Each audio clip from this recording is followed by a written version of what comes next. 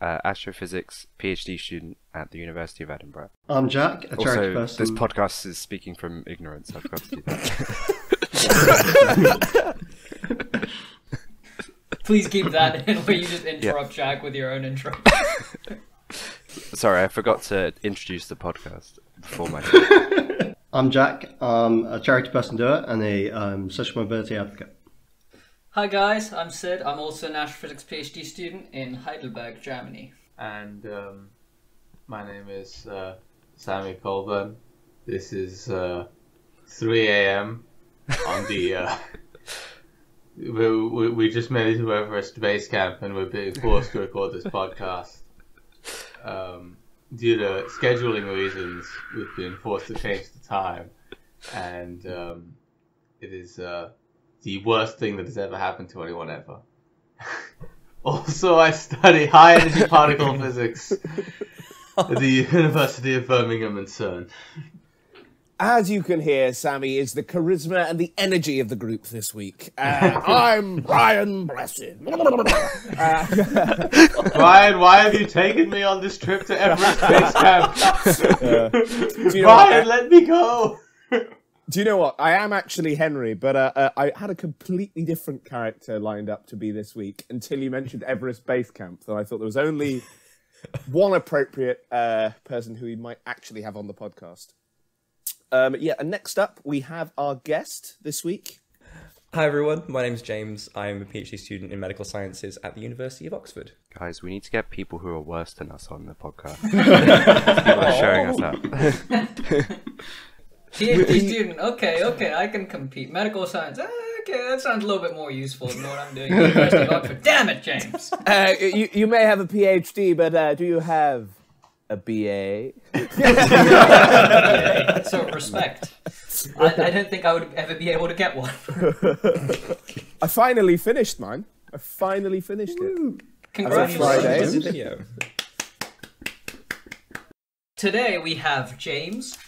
Hello. Yes. James was also with some of us at Exeter. Well, yeah. And like Aisha a couple weeks ago, James did natural sciences. I did. Which means he knows more about the world than we do. Well, our group slogan was, I have like slight knowledge of many things. We go for the approximate breadth. knowledge of many things. That's the wasn't one. You actually know Yeah. my slogan better than we do because Yeah. you only You cover it approximately slightly. know your slogan. You know it to first order. Well, you know the do you know what? I know the idea of it. I don't know the him specifics. Slightly knowing his slogan suits his slogan. Exactly. Exactly. It's perfect. Alright, what's our question for today? Well, the question for this week was submitted by me. Can I quickly say one thing? Can I just thank Jacque for sending me the guest speaker guide? You're welcome. 10 minutes into the recording. I'm learning so much. I'm sure the Q&A is going to be really helpful for you. The question for this week is there a subject you think you'd enjoy, but don't now because of a teacher? Now, teacher in that sense is pretty broad. It could be like, a lecturer. It could even be someone who is meant to be like tutoring you, just a certain figure who basically turned you off of the subject. Was that you think you would enjoy, but Yeah. like someone... But you don't enjoy. Okay, so Or maybe let's you don't enjoy to its fullest extent. Okay, so I'm fully prepared to have the 30-minute diatribe from Daniel about all of the subjects Condensed in matter physics too. that he now I was hates. going to say condensed matter too. But I feel like we need to... We can leave condensed matter hang towards on, the hang end. on. I'm going to one-up you. What about physics? Actually, no. That you have a point because my A-level physics teacher was terrible. God. Well, my A-level physics teacher, or rather my IB physics teacher, is the only reason I did physics. Oh, look, do you hear I was that quite flex? Oh, IB. No, but it's the reverse flex where Sid's like, I did IB, and people are like, oh, you must be really good. And then he's like, I actually failed the requirements, but they gave it to me anyway. And they're like, oh, okay. Oh, right. It's the reverse flex. 100% true. Yeah. In fact, the program is so good that you don't even have to get the requirements to get into university. Oh, the double You just have to reverse. show them the 2 letters, and they're like, yes. You must be able to spell baccalaureate. That's enough to come into this university. I'm just going to make a disclaimer now. I am not going to talk about any specific areas of acting because I know a lot of Conti people listen to this. Yeah, the question is poorly my posed, 'cause it concern. does Holmes, sort of- Holmes, maybe just instead talk about your colleagues that you find particularly Yes, annoying. good idea. And I'll not mention them by name, but I'll give such an accurate Here we go, description here we that go, everybody guys. will We're know what I'm changing the talking question.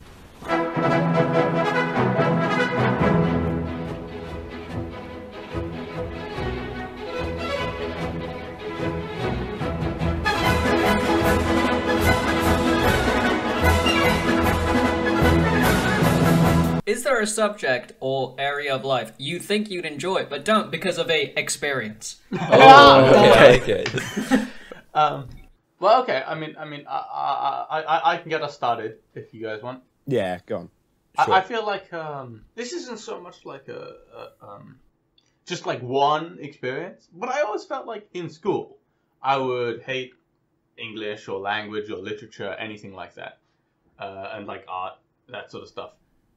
But I feel like mostly that was because in school I was always told I was bad at it. And told that, same. Like, and you know, and then at the same time you're told, oh, you're good at math and science. So I'm like, oh, I guess I'm the math and science guy, and I'm therefore only going to do that and not learn about anything else.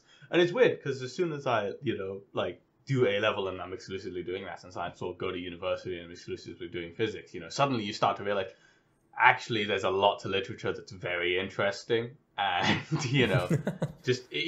like there's way more there, and I kind of feel like I was put off it for such a huge amount of time just because it was kind of like, oh, you're the science guy rather than anything else. You're like, it's like, oh, you're bad at spelling, so I'm like, okay, I guess I'm writing off all of books. Yeah. I mean, Or to be not, honest, Sammy, in this case. to be honest, Sammy, having just finished an arts degree, there were long periods of time in there where I felt really ill-equipped because I'd come in having, through most of my educational career in school, having done sciences, because my A-levels were physics, chemistry, maths, and drama. The most science. The science. Well, yeah, but that they're mostly sciences, and then you go into drama school, and it turns out I didn't take the one science that would have been useful to me, because you do loads of biology. Right. And then I didn't take any of the literature or language-based subjects that would have been very useful to me as well. So when I came across, when we started doing the technical side of Shakespeare and how you do that as an actor, I was then like, I don't know what these terms mean because I didn't do English. So you're going to have to go back to a really basic level with me. It actually ties in quite nicely to what I was going to say about this question as well, which was about biology, because I didn't do biology A-level, mainly because I was encouraged to do physics and chemistry because it kind of covered a broader area for just applying to natural sciences. But one thing I found when I started the PhD was I was lacking quite a lot of basic biology knowledge, at least for the genetics area, and I've really enjoyed learning it. So this is what is in cells. A what? What? Yeah. What are What's a cells? cell? Surely we're affected by humours Cell? that move through the ether. What is this? Where are the cell? leeches? I thought I was studying leeches. One thing I was going to say, actually, linking it back to what you said at the start, Sammy, actually, about how being the science student meant that, first of all, you weren't encouraged to, and also you kind of couldn't do other subjects because you needed to have a roster of science and math subjects to get the right grades. I kind of wished there was a way that I could have done maybe some history or some art in the background, because I'm right now rediscovering those interests that I completely cut out of my life at that point. So that's what I appreciate about the American gen ed system, where during your bachelor's you have to do general education requirements. I don't necessarily agree with the you have to do general education requirements bit, but it's cool that you can do arts and history courses and still pursue a science major. How does that work? I'm not familiar with the system at all. How does that work? It's basically, and apologize if I'm getting this wrong, you have to do a certain number of credits outside of your major in order to fulfill your general education requirements. So, for example, one of my friends did a class in like Afro-pop and Russian poetry, and then did a stats major. So, But and is a minor a prerequisite as well, or is that just something you can acquire by doing a certain number of hours? I'm not familiar with the major minor system. I believe that the minor is just what the majority of your non-major credits make up. Okay. So, like, it can be anything, but I'm not 100% on that. Okay. No, to be fair, James, to go back to what you were saying, I really agree.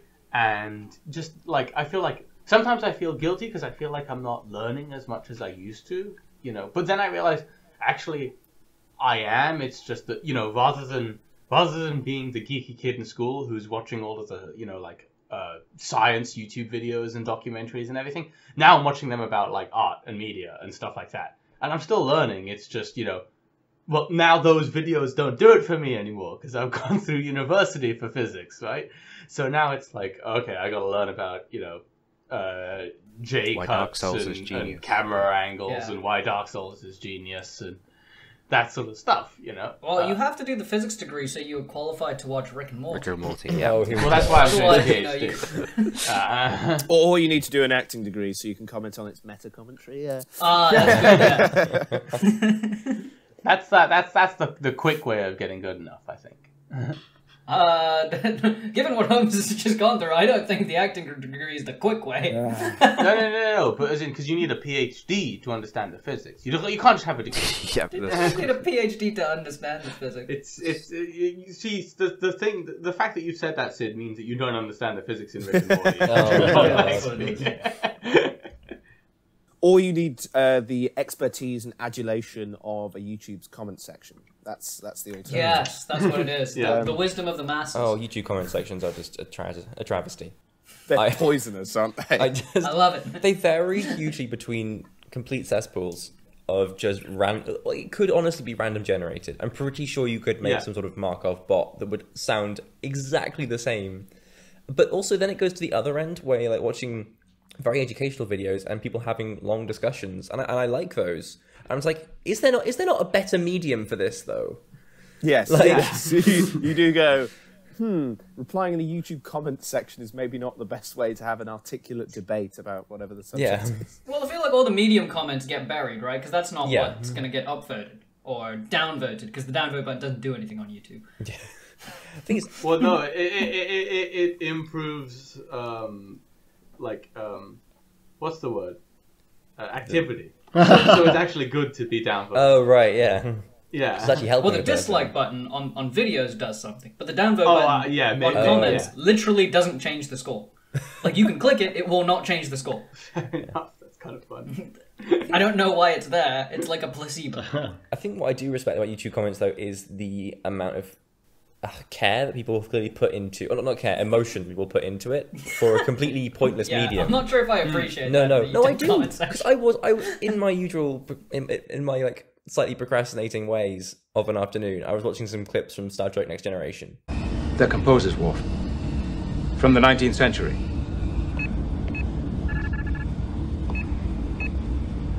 Data was rehearsing a production of HMS Pinafore just before he left. A British tar is a soaring soul, as free as a mountain bird. Because, you know, fun. And there was like 20 comments on each video, but all of those comments were someone having like a heated debate about like spelling and grammar. And I just wonder, what these people are doing with their times that they chose that to be their platform. Like, why did it happen here? Like, why did it happen in this random clip from Series 3 of Next Gen? I don't know. Even when I see a comment that's like articulate, well written, and just generally like positive and like not toxic, I do always just think to myself though, why are you writing that on YouTube though? Isn't this supposed to be toxic and just full of crap? Obviously, I'd be very happy if they weren't. But no, I feel I'd be super happy if they weren't. I feel like it's almost too late. Like, a medium gets stereotyped. Like, I guess a social medium gets stereotyped to be a certain type of discourse.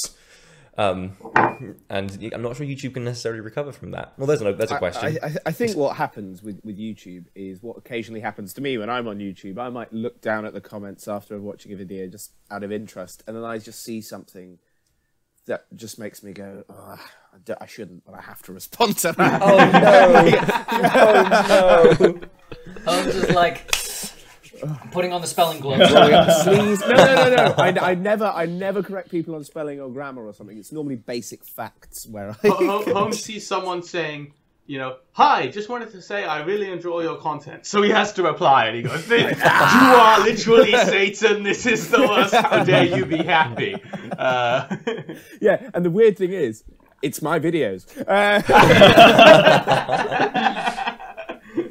I am 99% sure I've never left a single YouTube comment in my life. And I don't really? feel That's my weird. enjoyment, but my YouTube of enjoyment has ever been positively or negatively affected by that decision. Like, Agreed. I've left a few on like a friend's video. I once had a top voted comment on a video. I'm very proud. Oh. what was the video? It was I can't remember what the video was exactly, but it was on a Yogscast video. Okay. Yeah. Pretty big Back name. in the day. Nice. So, Yeah, and it Daniel, was I'm back gonna in go- back I'm in gonna the go day, find back in this. the what golden series age was of it? Yogscast. I do We're love gonna- the Yogscast, so I may have seen can't it. remember what it was. that's weird. But, Weird connection through time. but yeah, it was like it must have been like almost 10 years ago now. Yeah. If it's 10 years ago, we're gonna dig it up. One of our fans is You're gonna diggity find hole it. it We're up. gonna get cancelled because it's gonna be super I don't racist. think it was Diggy Hole. but, Should we get back to the topic? The question. no. Should we wrap up this topic? Business studies is my answer to I that. was gonna say, yeah. Never take it up Oh, again. do you want to say anything that's not science based? I thought I might enjoy business studies, took it to avoid doing Spanish, and then teacher hated me, I hated her, so it was, you know, match made in heaven. Neutral. I love it. Yeah. And you know what, about half the class hated her, so I think it must have been awful for her, but she made it awful for us too, so there was that shared appreciation. And we used to sing Taylor Swift songs for some reason. Are these two events related, perhaps? Probably. We didn't like Taylor Swift, but we knew that she didn't, so we sang. Oh no!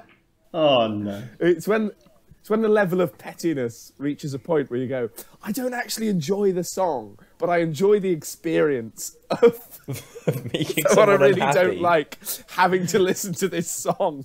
I also did well in business studies as a sort of fuck you because she was convinced that I wouldn't. This is the exact same story of me in economics.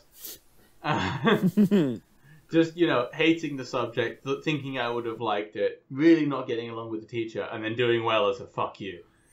Yeah. But to close on it, I think, like, now that some of us are entering the sort of teaching world, at least at university, like tutoring and stuff, it's important to remember those experiences. That's Be like, true. I gotta not do this, so that these people don't hate coding or whatever it is that you're teaching. But ironically, sometimes now I find that now I am teaching, I do empathize a lot more with that position. Or I'm like, I know that when someone else did this, it made me hate them. But have you seen these students? And thus the wheel turns and the cycle continues. James, you're our resident expert this week. Okay.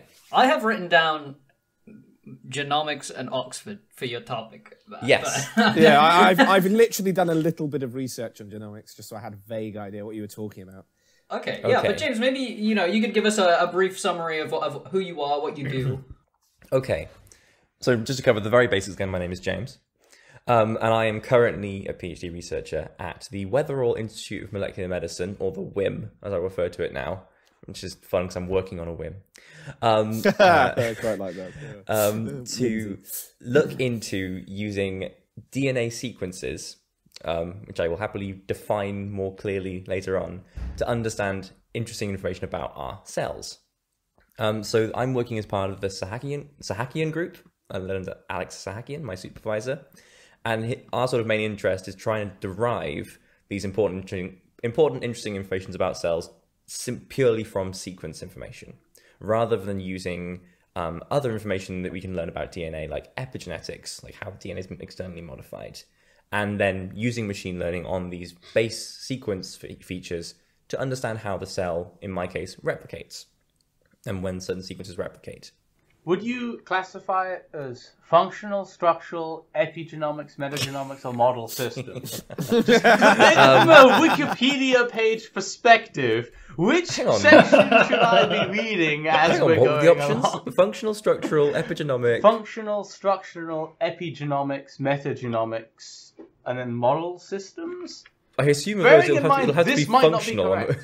Of those, Okay. it'll have to be functional, because we're looking at the sequence itself, nothing about its shape or its things that have been added onto it by DNA Okay, processes. but that actually did immediately strike my attention. You're saying we might have to go back and clarify some more basic things a little bit later on. Yeah. But you're saying that you're looking at what the cells can do based purely on the sequence, right? Yeah. So Don't you then have to see how that sequence interacts with itself and folds and does protein and biology shit? absolutely, yeah. So in our as humans and as most multicellular life, we are made up of cells.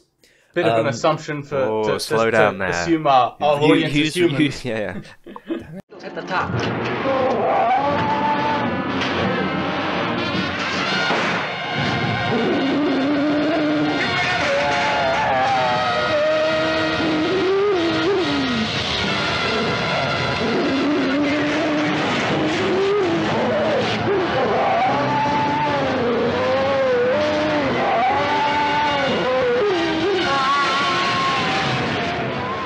English, please. I'm making the broad assumption that people hearing this are from Earth, have evolved to have eukaryotic cells. Evolved? Whoa! Is this gonna Well, be- some of seen the these YouTube people comment are section? drama students. Some of us were created by God. Thank you. And very it's much. okay. Then you can just listen out of curiosity while I explain the rest of what I'm working on. And then at some point in our evolutionary history, those eukaryotic cells decided to work together, and then ultimately, through a very complicated and long-winded process, we became what we currently call modern humans. So what I'm looking at is, the basic DNA stuff. So inside our cells, there is a compartment called the nucleus. And within that is some highly coiled and structured chemicals called DNA, which is, I'm going to get this wrong now, deoxyribonucleic acid. That's what the DNA stands for. The kind of amazing thing that we historically scientists have discovered about DNA is that it's the chemical that somehow contains all the information the cell needs to not only recreate itself, which is in itself incredible and almost miraculous, it's also able to encode all of the bits it needs to make all of the little bits of machinery to live, to process energy in very much air quotes, and turn the inert stuff it's made out of into a living cell. And the crazy thing is that's all encoded into a very tight little ball of chemicals, which is DNA. And DNA is, understandably, because it's doing a very complicated job, incredibly complicated. But what kind of blew scientists' minds is that this incredibly complicated thing that actually makes up everything that we, our cells, and thus us can do, is structurally made up of only, it's got a backbone, and then there's 4 component parts inside, which we call DNA bases. And those are referred to as A, C, T, and G, which is adenine, cytosine, guanine, and thymine. And the way that our DNA encodes information is by arranging these A, C, T's, and G's in a certain order. And then we have co-evolved that sequence of DNA along with machinery that the DNA can build, which reads that DNA and produces the things our cells need to live. So when we discovered that it was made of 4 bases, we thought we were there.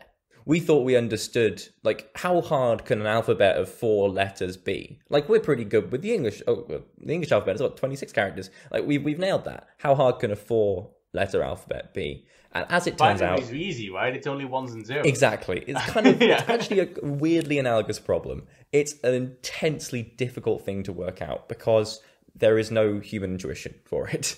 So we've basically had to work from the ground up and understand what's going on. So that's basically the intro to the field of genomics. Does it essentially the gene. feel like cryptography when you're trying to work out the sequencing sometimes? To an extent. I must admit, I don't work in the sequencing field, but I have done a little bit of sequencing work. And it is kind of incredible that we're even able to read what's in there, I feel. There's a whole load of different techniques that are used to do it, most of which involve tagging each individual A, C, T, and G with a certain fluorescent chemical, so it'll shine a light when it's read through a certain reader, and then we can do that in a very parallel way and read the sequence. And there's a whole field of computational biology on assembling those sequences to get the first human genome.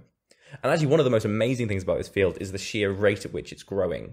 So the first human genome was only sequenced in 2001. It was a part of the Human Genome Project, and it cost in the order of billions of dollars to sequence a full human genome. Sorry, the first human genome was in 2001. And it took almost, I think it was between half a decade and a decade, $1 billion, and we got the first reference human genome to a pretty high accuracy.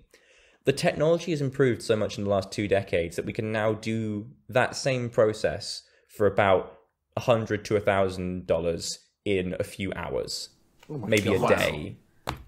So, and now that they've hired you, it's going down to $5, it's going to be seconds. You're going to look at someone and tell them.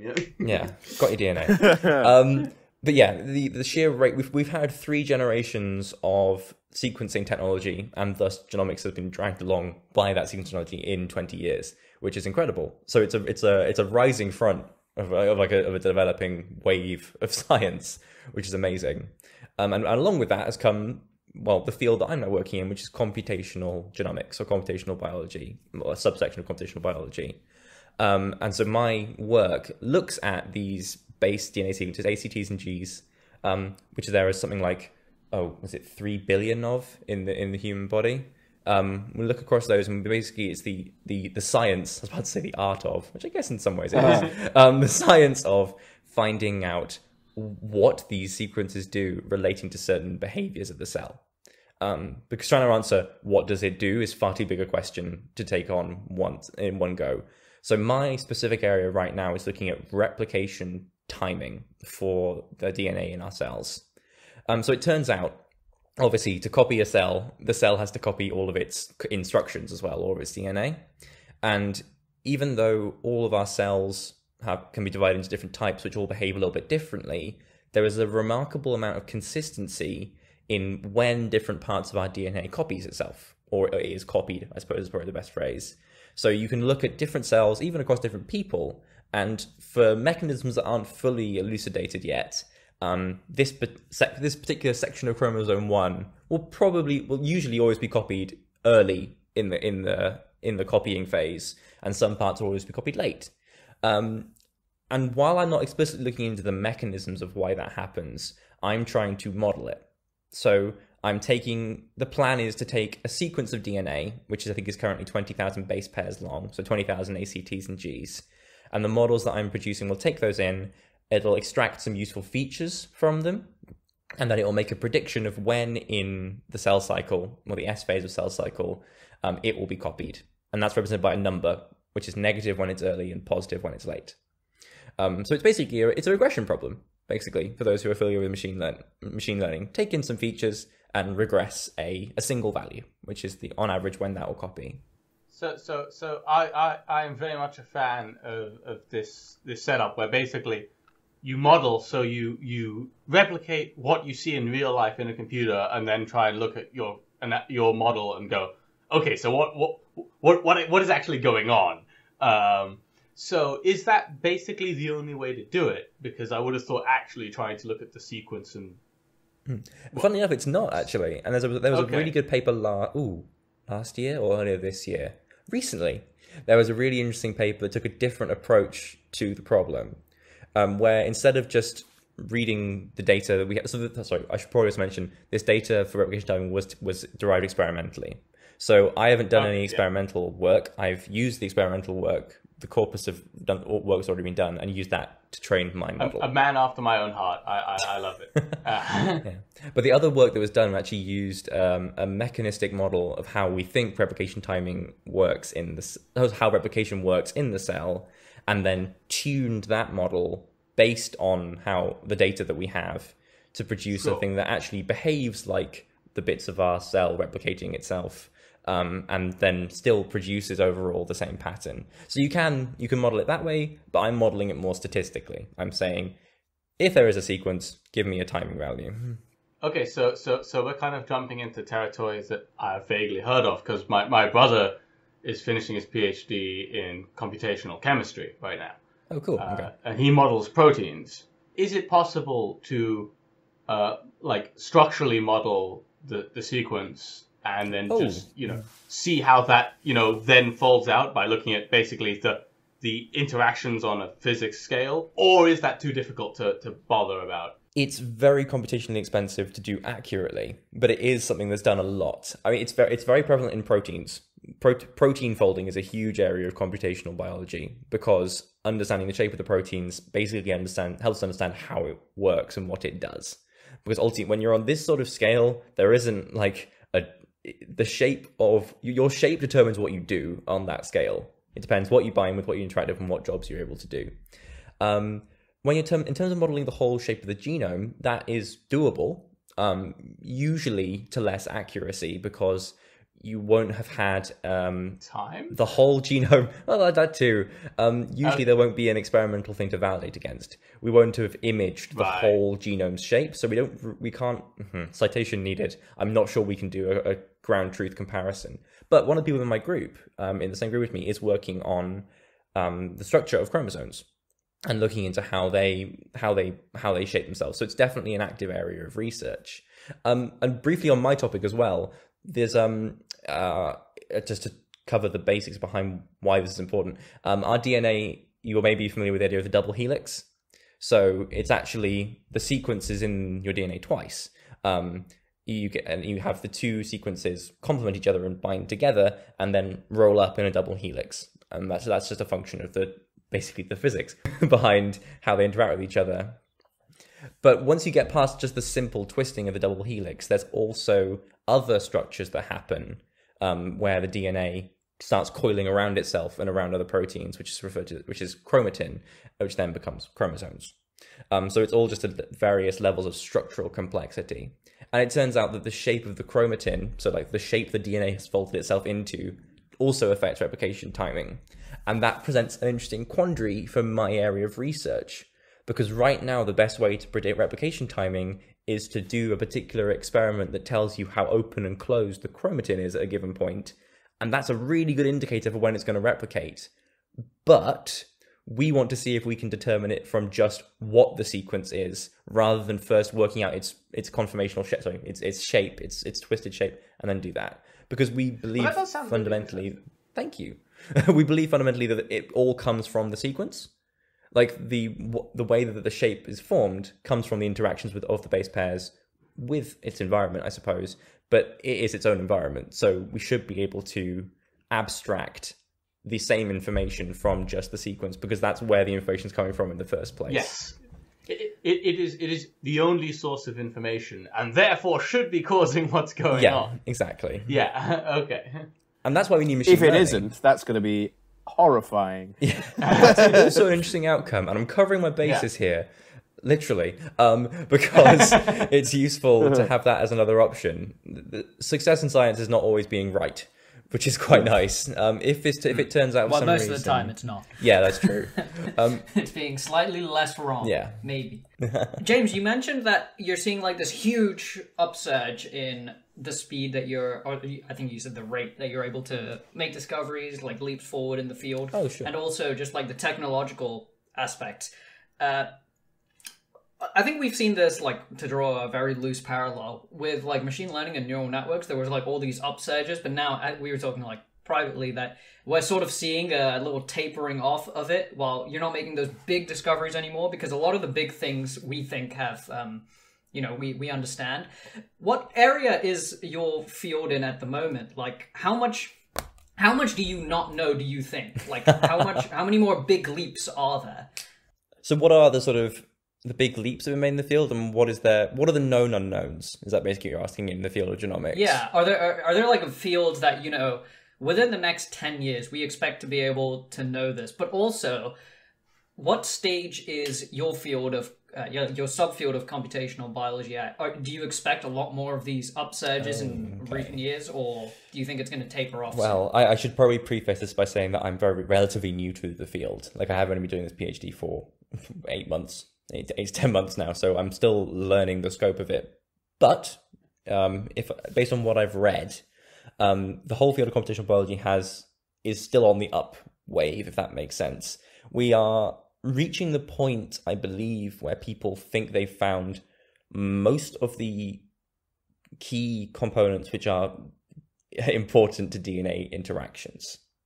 So we think we are gradually reaching the point where there aren't a huge number of big influential forces changing how our DNA behaves. Like, we've discovered genomics, we've discovered epigenomics, which is when there's external factors binding to the DNA. We've done there's an awful lot of research into the shape of the DNA. And it comes to a point where you're like, what other dimensions can we actually analyze about this DNA? There will probably be an awful lot of work. A big area in the future will be analyzing over long time spans, because right now the field is simply so young that we don't have the data for good data for more than a couple of decades. So there will come a time in probably literally probably a lifetime or two, when we have enough data to make more statistically substantiated claims about effects of DNA changes on people's lifespans and long-term effects. And this is particularly relevant for an ever-growing field of genomics, which is editing, gene editing, not only in plants and animals, but also specifically in humans. Obviously, this is a huge topic, but it is something that's very current, because we're reaching the point now with the advent of CRISPR, and also because CRISPR was 2018 or something like that. There's already been 3 or 4 new versions on top of that which improve the efficiency already, and are being developed and are apparently a pain to work with. But they are making this technology more and more usable and approachable. And there have already been the first babies born with gene editings, very controversially, in China.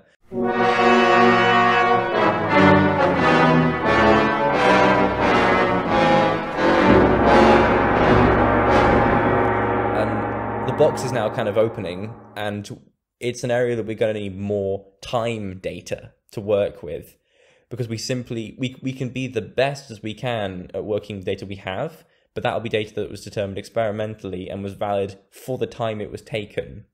We need to analyze time series data to understand how the changes have an effect. And if I were to make a prediction, we won't have enough data to do that before at least a few lifetimes have carried out, because the systems are so complicated and chaotic that to make strong conclusions will require a huge amount of data. And that's why it's so good. There are projects like the 1,000 Genomes Project, the 10,000 Genomes Project. I think there's going to be a 100,000 Genomes Project as well in the UK, where we are getting genome sequence data from a large swathe of people from a very diverse background, sets of backgrounds as well. It is interesting. Like you say, you need that time data. It's like doing drug trials, right? You do a drug trial and you're like, this works and is not toxic for 1 year, and then 5 years, and then 20 years, but what happens if in 80 years it kills you? Like, who cares? I'm sure there are some drugs that fit that profile. But most people die after 80 years anyway. Exactly. So then you're like, okay, so that's probably fine. Yeah. But you still had to wait 80 years to find that out. Speaking of death, as occasionally happens. That's going to be our spin-off podcast. Speaking of death. That's a great title.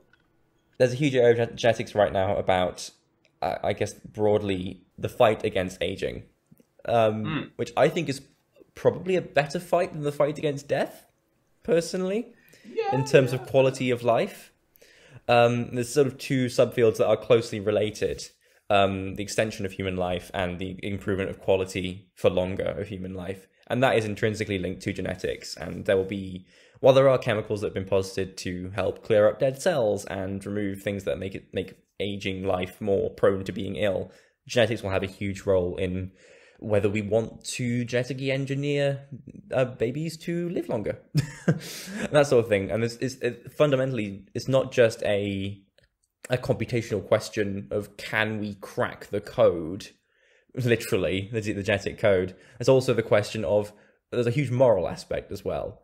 Yeah. Right now, my work doesn't have that because I'm using old data from someone else who's already done the work. But there will come a time when we are sufficiently scientifically powerful to approach these moral questions with an actual sense of reality. Like, we'll be able to do it, should we? I'm looking forward to it. James, I've got a question that's sort of, it's not a derailing question, That's but fine. it is not directly related to science. But what's it like to do a PhD at Oxford? Oh, sure. Okay, yeah.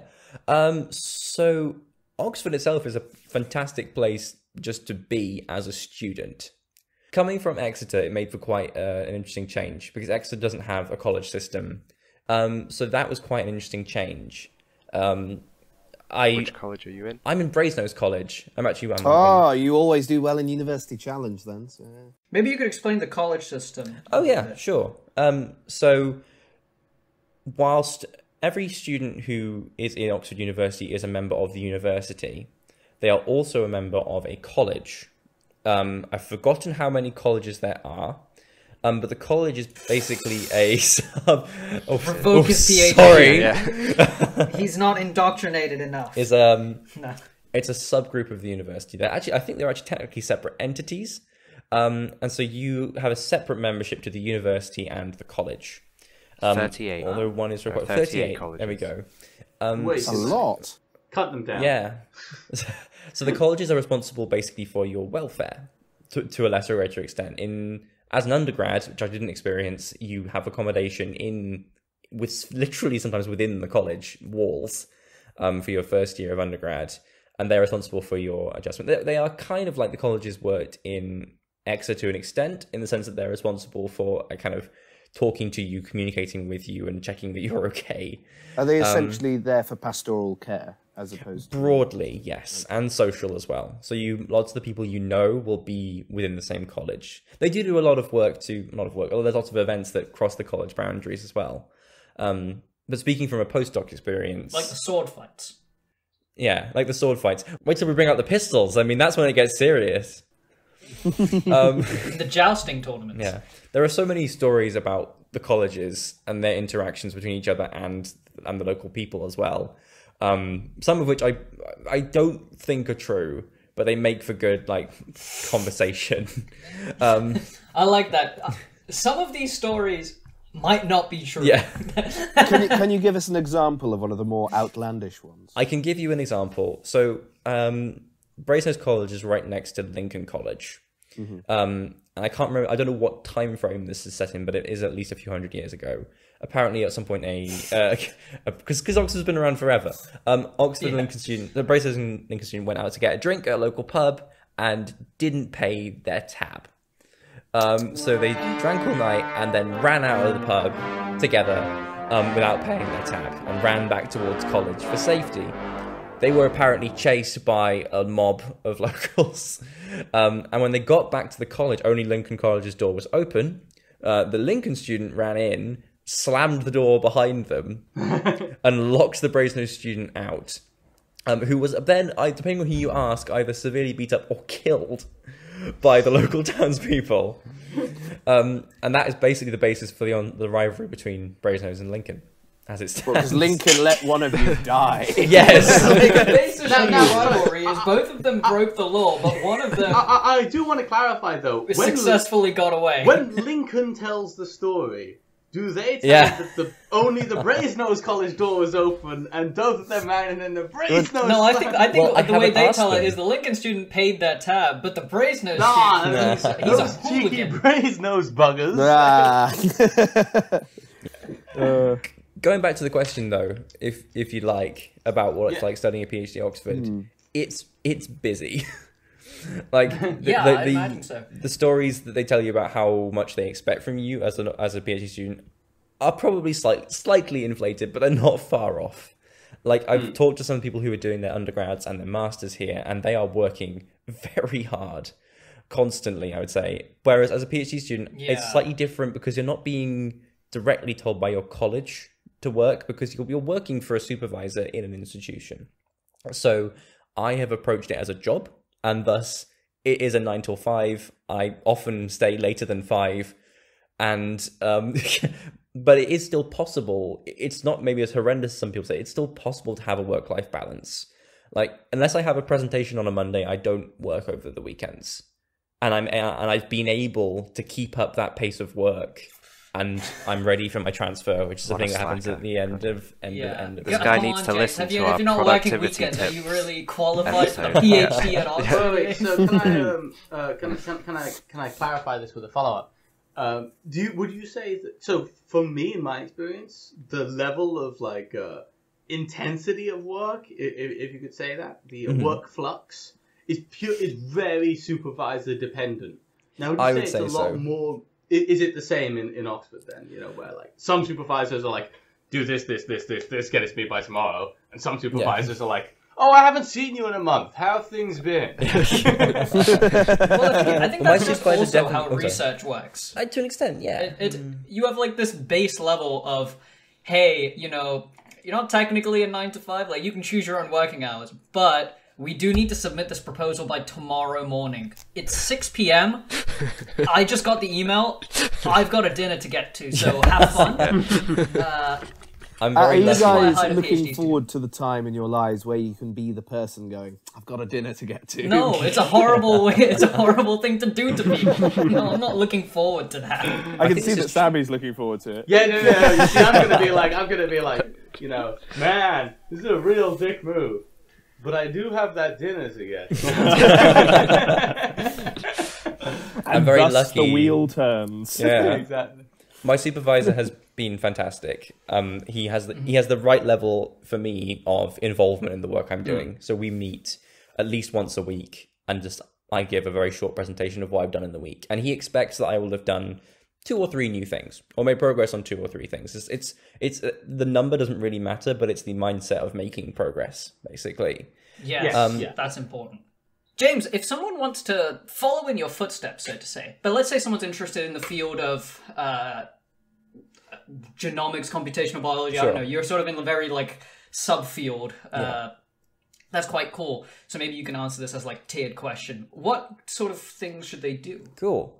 Well, actually, you make an interesting point about how like nested the subject is, because I came into it with very little specific genomics knowledge. So I didn't do any genomics modules in undergrad or masters, and I'd mainly come into it from the computational side. As I said before, I hadn't done biology properly since A-level. So my approach into this subject was mainly because I had interest in the computational research section. I would not have fit in very well in a lab. I haven't got the experience, and I have those there too. So my footsteps were mainly, I started off doing physics-related work. I then gradually transitioned from physics to computational and more biological-focused work. And my master's was computational neuroscience. So that's how I got into this sort of area. Pretty cool masters. Thank you. And from there, I'd already had a lot of personal interest projects that I'd done, a couple of summer projects, which also used machine learning in this sort of area. And that was in neuroendocrinology. So like chemicals that affect the brain and cell membranes and stuff. So I'd already used machine learning in quite a few of these disciplines. So when I saw the Sahakian group, which is a subgroup of the WIM, which is funded by the Medical Research Council, was looking for computational researchers in a broad variety of genomic fields, that's what I was sort of attracted by, because it wasn't actually advertising specifically do replication timing. It was come and do computational genomics work. So that was what attracted me. The application process was actually surprisingly smooth and efficient. As it goes, I expected there to be an awful lot more paperwork. I sent in an application via findaphd.com. Other websites are available. And they got back to me pretty quickly. And I had an interview, I think it was no more than a couple of weeks after I applied. But they have an interview cycle. So I just applied at the right time. It was in January. I feel like that it's interesting. Some of the... some of the applications that I did went super smooth. And some of them just never went off the ground. So sometimes it's just, when you are applying for a PhD, I feel like don't be unnerved when sometimes you apply to something and you never hear back. Or you apply to something, they reply once and then you never hear back. You know, like a lot of these things are kind of, you know, it might be online, but then the supervisor has already recruited their master's student or something, you know. don't worry too much about it. Sometimes you apply and then they get back and then you have the interview and then they're like, yeah, sure. And then it's all perfect. In much the same way, if somebody goes into the arts, auditions are exactly the same. Like sometimes you get nothing at all, you don't hear anything, and sometimes it's incredibly smooth. I think it's just. Well, with that, I think it's a wrap-up point. All right. Anything you want to close out on, James? I just want to say thank you very much for having me. This was a really good time. Thanks for coming on. Yes, thank you. Yeah, thank you. You can find us at sfignorance.github.io. That's our website. Catchy. All of our links are on there. You can find the most recent podcast episode, as well as the top 10 recent ones. Links to Anchor FM, Spotify, YouTube. All right! I finished my degree now. I can do that. No. But yeah, you can find links to our podcast there. You can also find us on Twitter. The tag is @FromIgnorance. You can email us at speaking.ignorance@gmail.com. But we've consolidated a lot of the information onto our website now. So you can even submit questions for us to answer here on the podcast. Suggest guests to become a guest yourself. But I have picked a question for next week. And that question is, what's your favorite part of nature? Ooh, what a lovely Nice. question. That's broad. I like it. That's a much That more is like broad. optimistic question than this week. But yeah. It's those fungi that grow in ants' brains and zombies. Thanks for listening, everybody. See you next week. Bye. Bye.